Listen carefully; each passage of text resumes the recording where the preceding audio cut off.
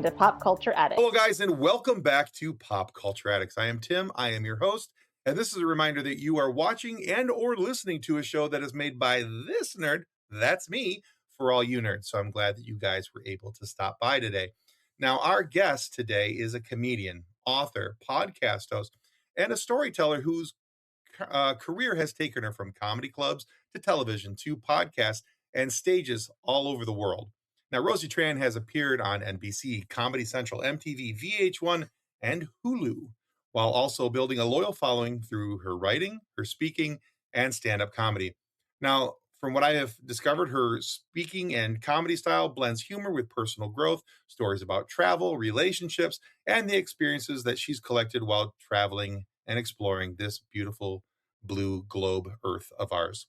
Now, in our conversation today, we're going to dive into Rosie's origin story, how she handles hecklers, her latest project, Rosie Tran Presents, and what's next on her incredible journey. And those are just a few of the topics that we're going to hit. Now, if you're new here, I'd like to encourage you to please remember to click that like and follow button. You're not going to want to miss out on future guests, and so you can get reminders for those too. So at this time, grab your drink, settle in, and help me welcome comedian, author, and world traveler, Rosie Tran. Welcome to the show, Rosie. Hi, Tim. I'm so excited to be here. Yeah, I'm excited to have you. When your team reached out to me, I was like, Rosie Tran, that name sounds, and I've seen you before, and I was like, oh yeah, this would be cool. All right. So yeah, I was very excited about it because, and I've told people this before, I don't have just anybody on the show. There has to be something that you've done that I've enjoyed or appreciated for me to go, yeah, I want to talk to them. I think only recently I started following you on Instagram, but I was already kind of light. We'll call it a light digital stalking. I'm like, oh, what's that comedian's name? Oh, that Rosie Tran. I should go check out, see what she's posting now. And so yeah, so I've been familiar with you for a little bit. So I'm very excited to have you on the show, and hopefully we can have some fun today and talk about things. So yeah. So first thing out of the gate, this is the question I like to ask every single one of my guests. And it's the thing I mentioned first in your introduction. I'd love to know the origin story of the people that I bring on the show. And I do this for a couple of reasons. Number one, I like to know what makes people tick. You know, why is it that you do what you do? What keeps you coming back to this career choice and keeps you going? But then also, I'm kind of a nerd, and nerds love a good origin story. So, in the origin of Rosie Tran, what made you say, I want to be a comedian? Well, Tim, you're in luck because I have the best comedy origin story of all time. Yes. In fact, there's a TV show that's based on it, but I don't know if they know it's me. So my origin story is actually the origin story of the TV show Marvelous Mrs. Maisel. Even though I have been doing stand-up comedy since 2002, before that show came out, so I don't know if there was a writer on the show that may have known me, but I've actually never seen the show, but every time I tell my origin story, people go, "Oh my God, that's the plot of Marvelous Mrs. Maisel on Amazon." And I go, "Well, that's a great show." And I'm like, "Well, I've been doing stand-up for a really long time, so I'm pretty sure Marvelous Mrs. Maisel, someone on the writing staff might know me." But, or maybe it's a coincidence, right? At the end of every TV show, they have those little, the credits, they have those little things that say any person, living or dead that, has the same, right? Yeah. But it's a pure coincidence, right? That's how they protect their creative, intellectual property. But that's basically my origin story. So I was dating a guy who wanted to be a stand-up comedian. I was not a stand-up comedian. I didn't know what stand-up comedy was. I was extremely shy. And I would give him pointers on his stand-up. I would say, well, why don't you say it like this, honey? Or why don't you do the joke like this? And every time he did it the way I told him to do it, he'd get a big laugh. So so that was how the seed was planted. And then, he got a little snarky with me. I think we were at like an open mic at like a coffee shop. And he said, well, if you think you're so funny, why don't you write 5 minutes of stand up? And that was just something that I never would have thought of. I was extremely shy. But the seed was planted. So I started thinking, what would I talk about if I was a comedian? And I would think about funny things in my head all the time. And then we broke up. And I missed going to open mic nights and going with him to his shows. And so I decided I was going to try stand up because that seed had been planted, earlier in the relationship. And I got on stage and I was very comfortable on stage, which is something that was shocking to me because Sure. I was, like I said, not a performer at all. I had been in the school choir or something like that, when I was younger, but I wasn't a performer as far as being a star or the center of attention in any way, shape, or form. And so I fell in love with it. You mentioned being a nerd. Stand up comedy is extremely nerdy. A lot of people don't realize how nerdy it is because it's a craft, it's not a talent. A lot of people believe stand up comedy is a talent, and it's not a talent. And anyone who thinks it's a talent doesn't know anything about stand up. It's a craft. Yeah. So what a craft is different than a talent is a talent is something that you naturally have, being charismatic, being funny. And a craft is something Sure. that you can work on. So like woodworking is a craft, right? And stand up is a craft. And what that means is as once you figure out how to write a joke, once you figure out comedic timing, you work on it and you work on it and you can actually become funnier. And a lot of people think you have to be naturally talented to be funny, and that's not true at all. And being a comedian for years, I've seen it happen. I've seen comedians that I thought, oh my God, this person is truly not funny and terrible. And then I've seen them crafting and crafting and crafting their jokes. And then I'll see them Hmm. a couple years later on the circuit. And I'm like, wow, that person got really, really, really funny. And that's because it's not a talent, it's a craft. And if you work at it, you can become funnier. It's actually something that you can learn. And that's the really, really cool part. Yeah, that's cool. Yeah, I think I think you're right. I think a lot of people automatically assume it's a talent, and it's just natural. But um, you know, th- I don't think that people understand the importance of the delivery and the timing, and your pace and how you're flowing through your jokes. If um, because I've seen people who have you know really funny stuff, but they tell the jokes so badly. Like their jokes should be funnier. Yeah, Um, but it's a slog fest. And so yeah, I think you're absolutely right. It's definitely a craft that you something you have to develop. I think just like anything, if you want to be good at it, you got to put the exactly. practice in, you got to put the work in, the effort. Now, that doesn't mean that So some people are not more naturally talented than other people at being oh funny. sure. There's people that I've met that just have a natural charisma to them or a natural stage presence. But I've also seen like really, really nerdy guys who are a lot of times comedy writers who are brilliant comedy writers, and they're so awkward, but they work on the craft and they can develop. It's something you can develop. And I think that's something that Yeah. people really, really don't understand. They think someone is naturally funny or they're not naturally funny. And that's just not true. I've seen just so many, I don't want to say unfunny people, it sounds so mean, but people that I would say are not naturally talented at comedy and comedic timing. And I've seen them grow their comedy chops and become so funny and become so good at joke writing. And a lot of people don't understand too, like a lot of people will see their favorite comedian, right? Like, let's just use John Oliver as an example. Someone, will watch John Okay. Oliver on HBO and they'll say, oh my God, John Oliver is just so funny. And this is not a bash on John Oliver at all. This is just me giving an example. People fail to look at the credits, and there's like 20, comedy writers on the John Oliver show. So it's a team of people that are working on things and making someone a star in a way. And the same thing with like Letterman or Leno or Johnny Carson or, Yep. Jimmy Kimmel or whoever.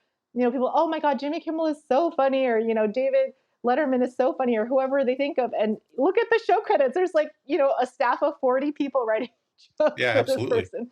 So this is, again, not to bash any of these people. These are all talented and hardworking comedians, but they also have a writing staff of 30, 40 comedians working for them, turning jokes out. So there is definitely a craft element to it, because how can someone write a joke for someone and then someone deliver that joke from their mind to their mind? And so it is that comedic timing, Right. because you could write a hilarious joke and give it to someone that, isn't a talented, crafted comedian. And like you said, it wouldn't be funny.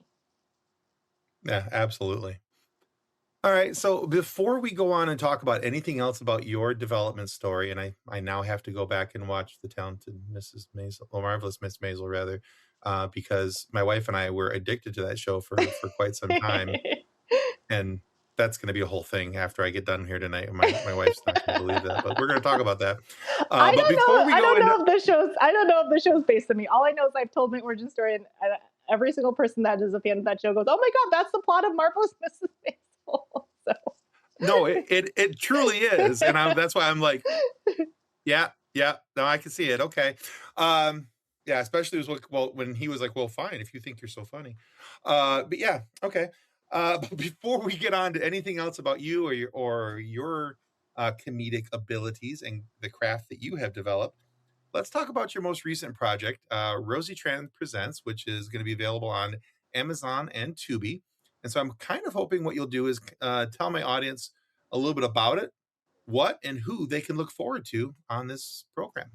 yeah, so Rosie Tran Presents is a 10-episode stand-up comedy series. Every episode features two different comedians, and it's the focus is just bringing diverse voices and different voices in stand-up. So my first two episodes are Rosie Tran Presents Bad Asians of Comedy, and just for an example, I just wanted to break the stereotype of kind of like the stereotypical model minority that Asians are usually stereotyped as. So, the first episode, I have my friend Aiden Park, who is a gay Korean LGBTQ HIV positive comedian, and he tells his Okay. story and everything he's been through. I have Ai Yoshihara, who's from Japan, Tony Vin, who is the national headliner with Vietnamese descent, and George Wang, who is the Chinese American comedian. And they're all badasses. They're definitely not, the stereotypical, doctor, lawyer, good Asian A plus student. And so I wanted to show a little bit different point of view. And all of my episodes, I have Rosie Tran Presents Latino Comedy, Wicked Women of Comedy, which is hot, sexy, hilarious women over 40, and Open Mic Night, which is up and coming comedians, and Nice. international comedy, which features comedians that have different ethnic origins from Russia to India. And so I just wanted to show something a little bit different, and feature my friends who are all hilarious, and just show that there's a lot of different voices out there that might not actually be heard by the mainstream media and be supported by mainstream conglomerate comedy. Okay. No, I love that premise. I think I think you're right. There's sadly there's all these stereotypical things that when we see Asian folks cast in something, it's like you said, it's the doctor, lawyer, A plus good student melting down if they got an A minus. Um, I'm like, boy, you got an A minus, lucky. Uh, but I do love that you are showing the non stereotypical stuff, and I think that that's good because and I think and this is being said as a straight white man in his 40s, that I think it's good that there's viewpoints that are offered other than what Hollywood wants to be shown. And I think that that's good because there's kids out there that may in fact be the doctor, lawyer, A plus student in the Asian community, but maybe you have that gay Korean kid who doesn't want to be that, and having the opportunity to see somebody doing something. I always think that representation along those lines is really big. um and the way I developed a desire to see greater representation was actually through the eyes of my daughter, because I was seeing so many male centric stories, and then the vitriol that would come when, God forbid, a woman got on screen, especially in the nerd community with a superpower. Ooh, uh, yeah, you know. So although not the same, I think it's very important for our young ones to be able to look up and see that, hey, there are other choices in life than things that I can do. I don't have to be this, this peg. I can be this peg over here. I can do this in life. And so I think that shows like yours are really good for that. I think that that helps tremendously with varying viewpoints, and maybe can help soften some walls on the other side when people think that this group of folks can only be this thing or that thing. Yeah, and I think it's something that's very prevalent still. There's a lot of stereotypes that, I encounter all the time. I'll perform at a show and I'll have people come up to me and they'll say, "Wow, you were saying some really wild things up there. I thought you were going to be really shy and submissive." And I was like, "Okay, first of all, I don't know why you thought that. But second of all, you don't know me. Like, you literally don't know who I am as a person. So that's a really bizarre, thing to say to someone that you've just met." But it's Hell of an intro.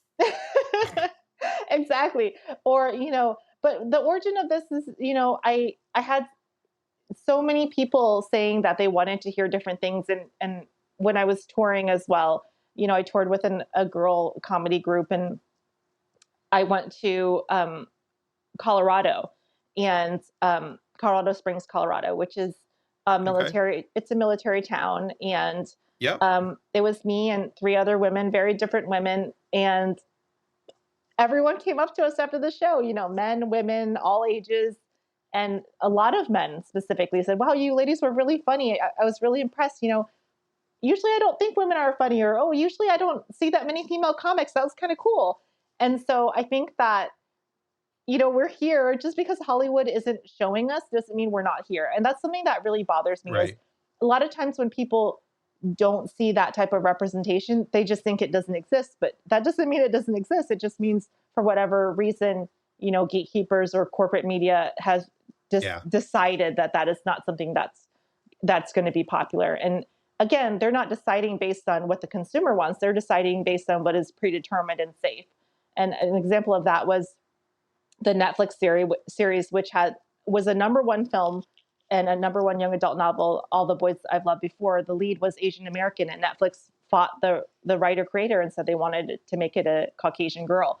And she said, "Well, in the story, she's Asian American. And it was the best selling, Right. young adult novel. That's why you guys are buying it." And she had to really fight for that. And they said, "Well, no one's going to watch it if it's an Asian American girl." And she stuck by her guns. They cast an Asian American woman, and it was the number one movie on Netflix for, years and years. So I just think Right. that they're not necessarily giving the consumer what they want. And it doesn't make any sense because, you would think they would want to make money, but sometimes people have certain ideologies or status quos that they want to keep in place. No, I think you're right. I think you're right. I do think I do enjoy too that I noticed this on your Instagram page. Every once in a while, you poke at some of those stereotypes and those insecurities of other people. There was a picture, there was a video of you, a reel. You're sitting on a couch, and somebody says something about, "Oh, that's a nice picture of you up on the wall," and it was of Ali Wong. Um, and I was like, "Nice, I love it. All right, poke back. That's good stuff." So. So, that was one of the things, honestly, that also I was like, "Yeah, I'm gonna have a good time with her. We're gonna have some fun." All right. So all right, speaking of having some fun, I think good humor, no matter whether it's clean humor or it's a little more on the blue side, good humor comes from the most natural of sources, and that's real life, things that are happening to us, around us. But when it comes to your process of writing jokes, how did you go about finding your voice? And so that you felt comfortable in presenting your material. Yeah, so usually it takes about 10 years for someone to form their comedic voice. Um, and I really don't think you can rush it. I know there's like everyone's so obsessed with rushing things with the TikTok generation. Everything's like 5 seconds ago. But I was really, really lucky, Tim. And I mentioned when I discussed my origin story that I wasn't a fan of stand up comedy before I started. I just happened to be dating a guy that wanted to be a stand up comedian. And that was the biggest blessing I could have had to developing my voice, Tim. So when people start stand up comedy, the typical story is that they're fans of stand up, right? They watch stand up, they like Right. stand up, they like being funny, they like joke writing, they're into comedy. And that's actually a curse in a lot of ways because people become very similar to their idols, right? So if someone is a big Oh, yeah. Dave Attell idol, if someone is a big Eddie Murphy idol, when they write stand up, they typically write in that voice until they develop their own voice. So you can always tell someone's influences when they're new comedian. So if you meet a comedian that's 5 years or less, right? They've only been doing it for 5 years or less.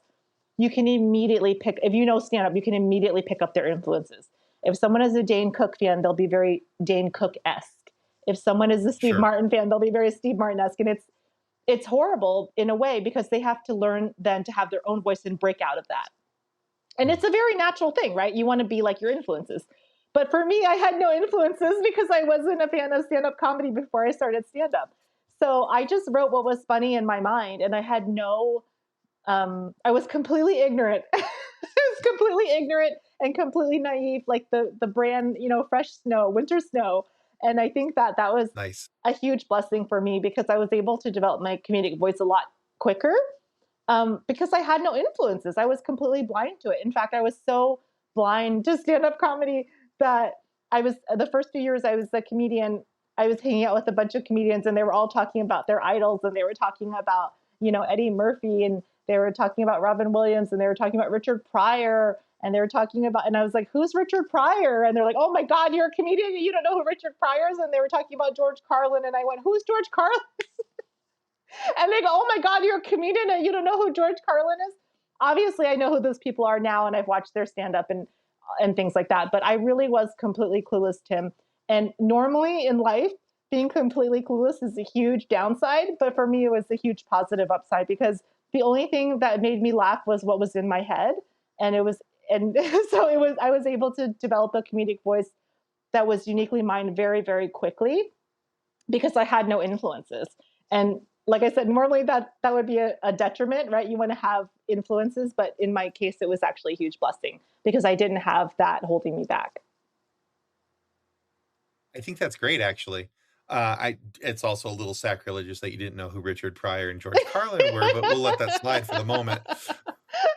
But I do see where that would be of great benefit because you're not being beholden to a style that you think in your head is successful.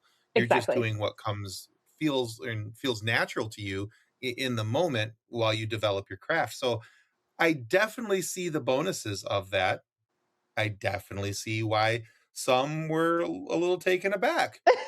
Uh, I but totally yeah, understand why people were taken aback, obviously, but there was a lot of I knew everyone who was a comedic actor. So obviously, I knew who Robin Williams was. I was a big Aladdin fan. sure. Obviously, I knew um, the actors were Eddie Murphy. Eddie Murphy was a huge movie star already by the time I started comedy. But the people that were pure stand-ups, I had no idea who they were. I had no idea who Bill Hicks was. I had no idea who George Carlin was. And everyone, well, I was like standing in the circle, and all the comics were like looking at me, like, "Who is this girl? Like, did she just beam in from Mars?" Nice. Yeah, All so right. I was like the complete airhead of stand up in a way. I think a lot of people were really shocked by me.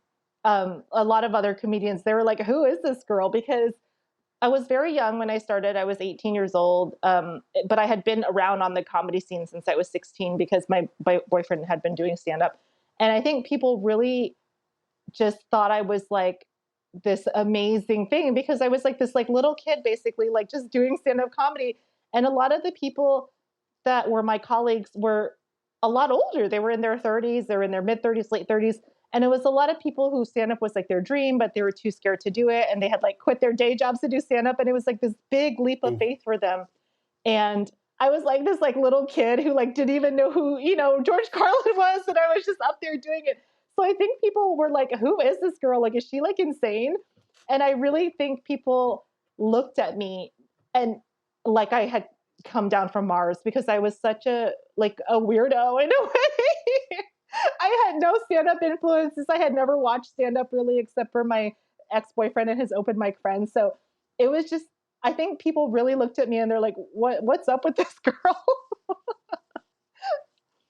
I honestly, I think that's the more I think about it, I really do think that's kind of cool because, and in my mind, I'll relate that to, when you see actors who are mentored by another actor, they have their their similarities in actions and how they do things and the way they move, the way they talk, because that was the person they idolized and meant or mentored under. So I would have to imagine, like you were saying, it'd be the same for stand up. Trying to deliver jokes in that fashion and trying not really being yourself. And I think that it's great that you got to be yourself right out of the gate. So I think that's really very cool. That's a cool story. I like that.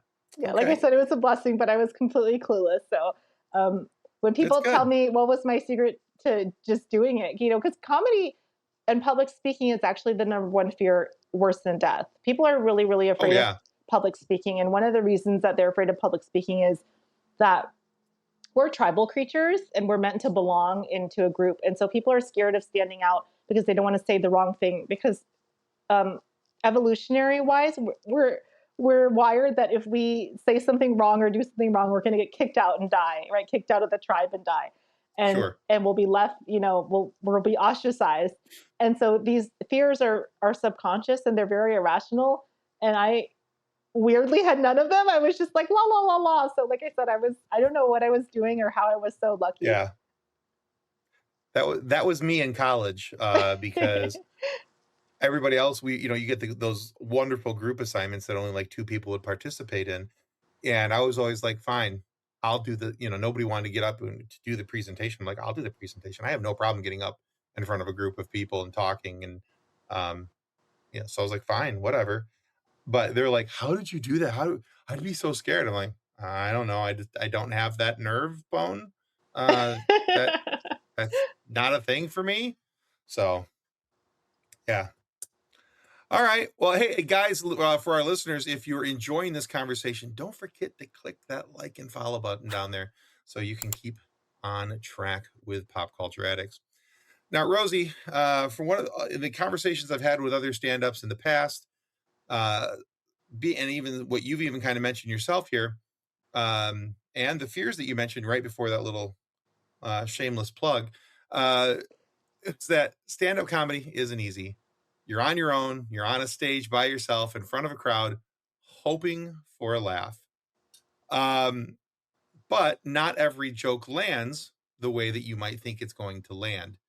So, my friend Michelle Malone wanted me to ask you this question. She says, "What's the flattest joke you've ever told?" Like crickets afterwards.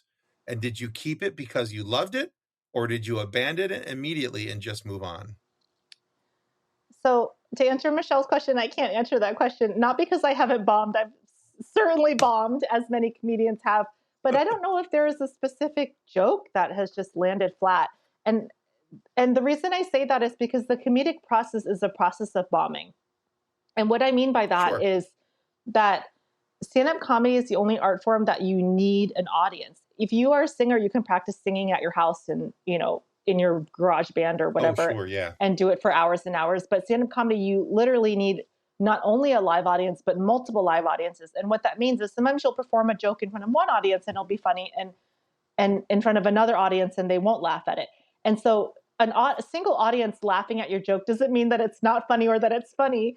You have to stress test it like thousands of times.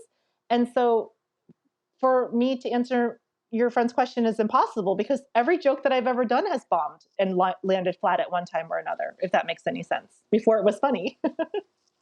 No, that makes a lot of sense because I would imagine you'd have to, like you said, you'd have to tell it multiple times, and you might have got a laugh here, but maybe not a laugh there. Maybe because it's a regional thing. Maybe it's a social thing. Maybe it's there's a lot of maybes attached to Yeah. that So to answer, answer her isn't there? question, every single joke that I've ever done has landed flat. But then it gets better. Okay. No, that's a fair answer. And yeah, uh, I can see that as well. You know, um, Either landed because I've flat. I've seen it. Oh, sorry. I was going to say either landed flat because it was a new joke and I was working it out, or landed flat because the audience that was watching me was not my audience. Sure.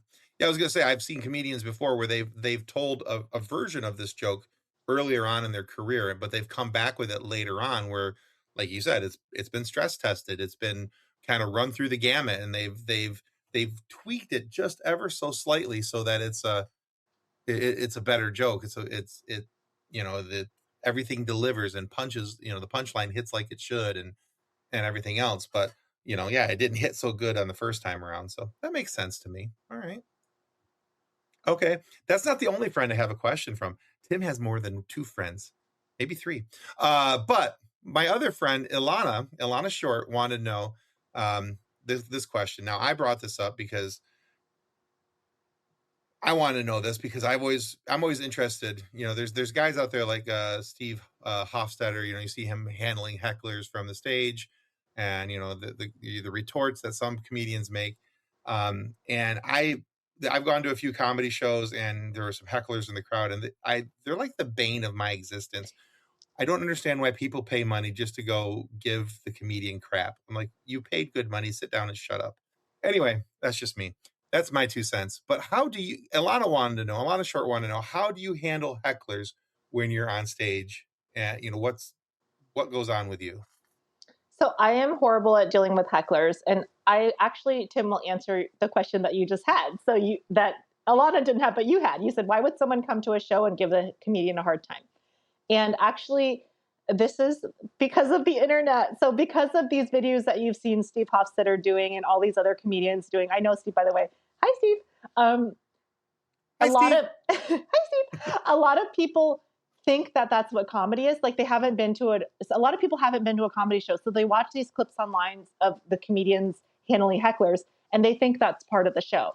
So unfortunately, these viral videos Uh, make a lot of people think that that is part of the show. So I've seen hecklers before, and then I've talked to them actually after the show, and they think they're helping the show out. They go, "Oh, I was helping the comedian by giving them more material because they can make fun of me."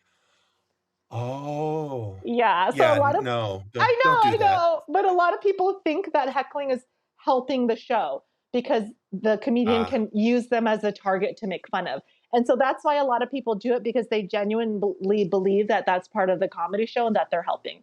The second question, Alana's question, I'm horrible at dealing with hecklers. I hate hecklers. And I try to deal with them as best as I can by not having them. And it's actually pretty easy to not have a heckler if you don't invite them. So what that means is, so sometimes hecklers heckle and you can't stop them, like they're drunk, they're crazy, whatever. sure. But there are hecklers that start to heckle and you can stop them from heckling. So you can say something like, "Oh, I work alone," or "Thanks for sharing, but let me finish my story," or whatever. But if you kind of do it in a nice way or a fun way, people will get the clue. And there are different types of hecklers. There's friendly hecklers that think they're helping the Sure. show, and then there's nasty hecklers. And it's really, really a tough line because if a heckler is very nasty, if you get sucked into their world, obviously these comedians that are posting heckler clips, they're posting all the good clips, but sometimes it can go really, really south and it's really bad. So a heckler is usually not great to engage with. And the best way that I try to engage is to try to avoid. And the best way to avoid is by shutting them down in a very friendly way because they could become combative. Or if you're at a really, really awesome comedy club, which some comedy clubs are amazing, they have security that will tell them, be quiet, no heckling. But sometimes people don't care about that either. But yes, don't heckle comedians Right. when you go to comedy shows, people. It's not part of the show. And the clips that you've seen on TikTok are like just here and there. Like, don't do it. Comedians, we don't like it. No, no. I've never understood it. I'm like, if it's that bad, just leave. You have the right to leave. Don't make it horrible for everybody else, but But I like I guess said, it that's depends just on the me. heckler. There's fun hecklers and then there's nasty hecklers. If it's a nasty heckler, usually it's someone who is offended by a joke and they want to say their 2 cents, or they're usually it's someone I think who's uncomfortable. They're uncomfortable or because they're offended or whatever, and they want to give their 2 cents about what the comedian is saying because they don't agree with it. Gotcha. Okay. Yeah. And All right. boo. Boo to hecklers. Boo Yeah, to absolutely. hecklers. Don't heckle. Comedians don't like it, even if there's clips online of them handling it and looking funny. We don't like Yeah, it. absolutely. Okay. All right. Well, I have run out of friends to ask you questions, so I have to ask you one more of mine. Um, now, I don't know about you, but since 2020, life has seemed to be one constant string of dumpster fires, one after another after another. How has laughter and sharing humor helped you navigate life's more difficult situations? Oh, I think laughter is the best medicine. I think making fun of something bad and horrible is the purpose of comedy. And that's why I think people that get offended are just the worst because usually if people are offended, it's because the comedian on stage is talking about something that's possibly offensive, touchy, or sensitive. And that is exactly what comedians are supposed to do. We're supposed to talk about uncomfortable things, racism, Absolutely. sexism, whatever, and make fun of it. And so if you are offended by a joke, you're not getting the gist of the joke. And here's the thing too, I've heard jokes that weren't in great taste, but I just didn't laugh at them. Like, just don't laugh. That's the worst thing you can do to a comedian, is not laugh. So I don't think being offended is great. I think that laughing is awesome. I will say, Tim, that things have changed so much since the last 6 years, since post COVID, in a bad way for comedy, and it really scares me, and it makes me really, really sad.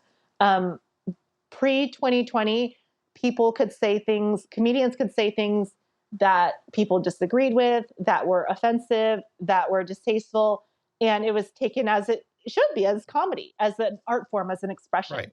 And now people are, um, I don't know if the word too sensitive is correct, because I'm not really super offensive, but I notice that people are more uncomfortable in different ways.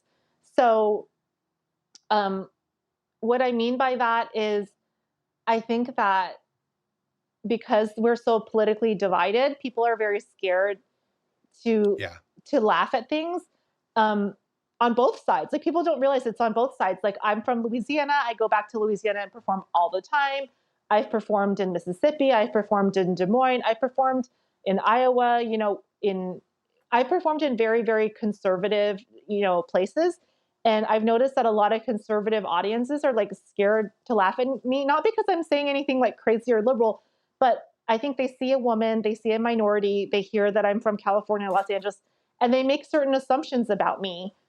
And they make assumptions that they're not going to agree with what I'm going to say. And so there's a tension there that I have felt, that I have never felt in 24 years of doing stand up. I performed in Mississippi many times. I performed in Mississippi in front of an all conservative, like Christian religious crowd, and I got tons of laughs, but this was years ago.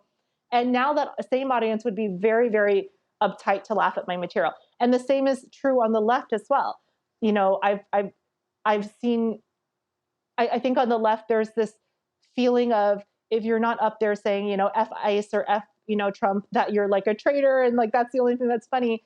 And so I think that there's a lot of divisiveness on both sides with comedy that I've never seen in 24 years of doing stand up. And it's very shocking to me as a comedian that people are getting more scared and more like offended. And it's very, very Mm-hmm. strange, especially for me, because I can see someone who has a different political view as me, and I can disagree with their message, but if the joke's funny, like, I'll laugh at it. I'll be like, okay, I don't agree with what you're saying, but that's actually a really funny joke. And I feel like Yep. audiences are not, are not doing that as much as they used to, and that actually makes me really, really Oh, sad, agreed. Tim. It makes me sad. It is horribly sad. The fact that people can't enjoy humor, can't take the joke, and just, man, most of these people I see getting offended by things, I'm like, you did not grow up in the 90s like I did, because you would have never survived. Not a chance. Um, oh boy, there's some thin skin out there right now, and I mean, that the whole it's really show. sad. Were you a Nickelodeon kid, Tim? Oh yeah. I mean, the whole Ren and Stimpy, Rugrats, it was so offensive. When you look back at it, they were like, it I was. don't know how Ren and Stimpy ever made the I air, don't know how Ren and honestly. Stimpy ever made it. Like, Ooh. some of those episodes, I'm like, oh my God, he's calling him an idiot. There's powdered toast being shot out of a butt. Like, The over the top sexual innuendos, all that stuff, and we it, were like, "This is funny. This is great. Okay, cool." Yeah, it would never make it on the air today. there were so many So, shows that were just like crazy. Like Rugrats, Angelica was like beating the kids, like abusing them. I'm like, oh yep, my God, this is crazy. yep. Oh, for sure, for sure. Yeah, no, people are getting offended on both sides. I don't want to point one finger or the other, because people will say, oh, well, it's just the Republicans or it's just Democrats. They can't. No, I performed No, in liberal cities. everybody's got to lighten up. I performed in New York, Seattle, LA, super liberal cities. I Hmm. performed literally in the middle of Mississippi, and both sides are scared and offended. I'm like, what is happening? Yeah, yeah. People got to learn how to take a joke again. We've lost that somehow. I agree. Exactly. It And is a very scary time for it that. makes me sad. It makes me sad that people are so politically divided that they can't laugh at a joke. A joke. It's crazy. Yes, absolutely. All right, Rosie, you have done a wonderful job of answering all my questions so far tonight, but I have one final question for you, and we call it the silly question. Okay, I'm ready. Okay. It's really not that silly, but we call it a silly question anyway. So my live show co-host, her name is Kathleen. Her and her daughter were out and about, and somebody asked Kathleen's daughter this question, but not Kathleen. And she thought, well, that's rude. You should never age out of that question. And that question was, or is, for you. Now it isn't is, it was, but this is getting confusing. Anyway, the question is, Rosie Tran, what's your favorite dinosaur? Oh, my favorite dinosaur is a velociraptor. Good pick. Okay. See, it's simple. It's not all that silly, but we just like to call it silly. It makes us feel silly. Okay. Good job. All right, Rosie, thank you so much for being on Pop Culture Addicts today. Where can my listeners and viewers go to find out more about you, your work, everything you've got going on? Yeah, so the best way to follow me is on Instagram. I'm Out of the Box Rosie on Instagram. And if you want to support me, please go on Amazon Prime and download Rosie Tran Presents. If you're on a budget, you can watch it for free on Tubi with ads. And please leave positive reviews. If you hate us, leave negative reviews. I don't care. Just leave reviews. It helps the algorithm. But please watch the shows because the show's not about me. It's called Rosie Tran Presents, and it's about all my hilarious friends. And there's 10 different comics, 10 different episodes, 2 comics an episode. And I guarantee you will find at least 1 or 2 comics that you absolutely love. I have friends that have watched the whole series and fans and said, you know what? I didn't like this person, but this person was hilarious. This person, I really didn't think I was going to like them from the interviews, but I love their stand-up. So it's a way to discover new funny comics. And I literally have completely different comics. Every episode's different. The points of view are all totally different. So you'll find someone that you enjoy for sure. Perfect. All right. Well, I'll make sure we put some links down in the show notes down below so people can follow you on Instagram. They can check out Rosie Tran Presents. I'll put some links down there for them to be able to enjoy that. All right, guys. Whether you're watching on YouTube or listening on your favorite podcast platform, there's always another conversation waiting to happen. So join the thousands of other fellow pop culture addicts and discover the stories that are behind your favorite fandoms. So until next time, and on behalf of Rosie Tran, may the force be with you as you continue to live long and prosper. Goodbye. Bye. Reference to any specific product or entity mentioned on this podcast does not constitute an endorsement or recommendation by Pop Culture Addicts. The views expressed by guests are their own, and their appearance on the program does not imply an endorsement of them or any entity they represent. If you have questions about this disclaimer, please contact us via email at info@pcapod.com.